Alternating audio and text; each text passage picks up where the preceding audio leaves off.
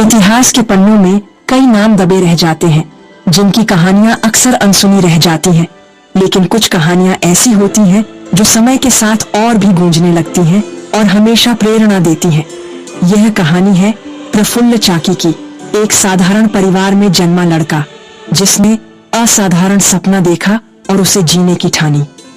बंगाल की क्रांतिकारी हवा में पला बढ़ा, उसने अंग्रेजों का जुल्म अपनी आंखों से देखा और उसके भीतर आजादी की आग जल उठी। उस दौर में हर गली, हर नुक्कड़ पर आजादी की फुसफुसाहट थी। उम्र छोटी थी, सोच बड़ी। उसके सपनों की उड़ान सीमाओं से कहीं आगे थी। प्रफुल्ल जानता था कि आजादी भीख में नहीं, संघर्ष से मिलती है। उसके भीतर एक अटूट साहस था जो हर डर को मात देता था। इसी सोच ने उसे जुगांतर पार्टी से जोड़ा, जहां देश के लिए मर मिटने का जज्बा था। यहाँ उसे अपने जैसे कई साथी मिले जिनका मकसद एक था। उसके लिए यह संगठन परिवार था। एक मकसद, भारत माता को आजाद कराना। हर दिन, हर रात वे अपने सपनों को साकार करने की योजना बनाते। प्रफुल्ल की कहानी उस दौर के हर नौजवान की कहानी है जिसने चुप रहने के बजाय आवाज उठाई। वे जानते थे कि उनकी आवाज ही बदलाव लाएगी। उसने अपना सब कुछ दांव पर लगा दिया, सिर्फ एक विश्वास के लिए, आने वाली पीढ़ियां आजाद हों। उसके लिए व्यक्तिगत सुख दुख से बढ़कर देश था। उसकी आंखों में डर नहीं बल्कि संकल्प था। उसकी नजरें भविष्य की ओर टिकी थीं। यही जज्बा उसे असाधारण बनाता है। साहस उम्र नहीं देखता, न ही हालातों से डरता है। जब दिल में देश प्रेम हो तो इंसान बड़े से बड़ा त्याग कर सकता है। प्रफुल्ल ने अपने सपनों, अपने परिवार, सब कुछ देश के नाम कर दिया। प्रफुल्ल चाकी उस पीढ़ी का प्रतीक था जिसने अपनी जवानी देश के नाम लिख दी। उनकी कलम, उनकी बंदूक, सब कुछ आजादी के लिए था। उन्हें पता था रास्ता मुश्किल है, मौत हर मोड़ पर है, लेकिन आजादी सबसे कीमती थी। हर खतरे के बावजूद वे पीछे नहीं हटे। यही जज्बा आज भी हमें प्रेरित करता है कि जब मकसद बड़ा हो तो हर मुश्किल छोटी लगती है। हर क्रांति की शुरुआत गुप्त बैठकों से होती है। इन कमरों में जहां दीवारें भी कान लगाकर सुनती थीं, हर फुसफुसाहट में आजादी की आग जलती थी। कलकत्ता में क्रांतिकारियों ने तय किया, किंग्सफोर्ड को सबक सिखाना है। यह फैसला आसान नहीं था, लेकिन जरूरी था। उसकी क्रूरता अंग्रेजी हुकूमत का प्रतीक थी। उसके फैसलों से कई निर्दोषों का खून बहा था। इस मिशन के लिए चुने गए प्रफुल्ल चाकी और खुदीराम बोस, दोनों युवा लेकिन हौसले फौलादी। दोनों जानते थे यह एक तरफा टिकट है, या जीत या शहादत। उनके दिलों में डर नहीं, सिर्फ देशभक्ति थी। हमें देश को जगाना है तो ये कदम उठाना ही पड़ेगा। अगर हम नहीं उठेंगे तो कौन उठाएगा? हम पीछे नहीं हटेंगे, चाहे जो भी हो। हम अपने इरादे से नहीं डगमगाएंगे। किंग्सफोर्ड को उसके की सजा मिलेगी। अन्याय का अंत जरूरी है। योजना बनाई गई, किंग्सफोर्ड की बग्घी, बम और भागने का रास्ता। हर छोटी बात पर ध्यान दिया गया, हर पहलू पर चर्चा हुई। कोई भी चूक जानलेवा हो सकती थी। दोनों ने भारत माता की कसम खाई, जिंदा अंग्रेजों के हाथ नहीं आएंगे।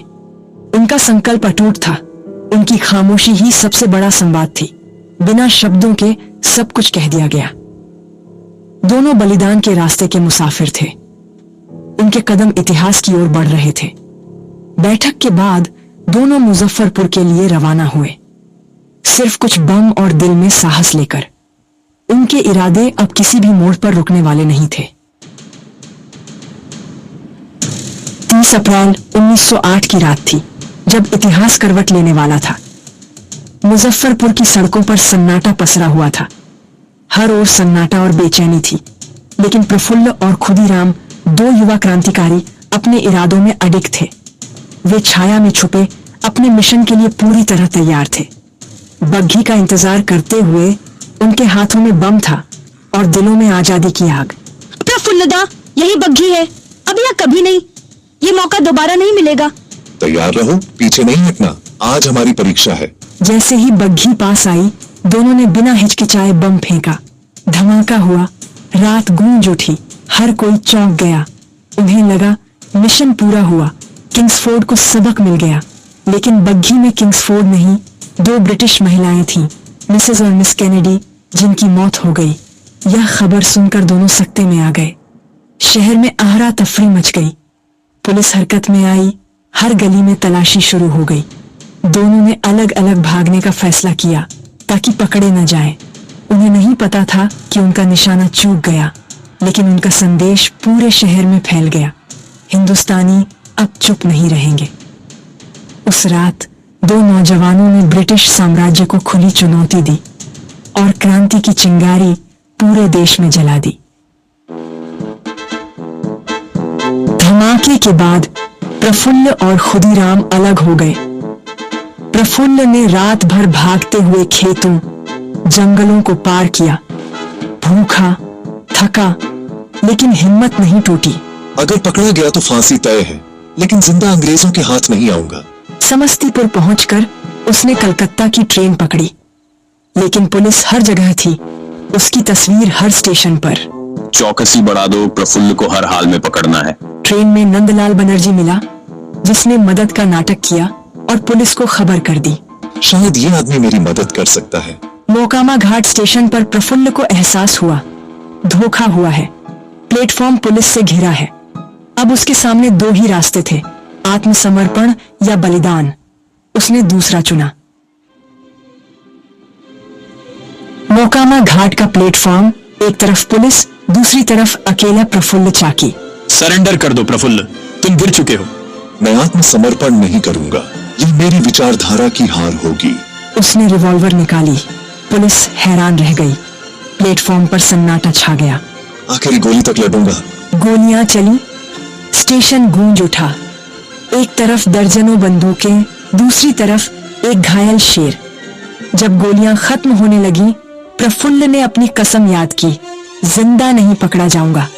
उसने खुद को गोली मार ली। आत्मसमर्पण नहीं, आत्माहुति दी।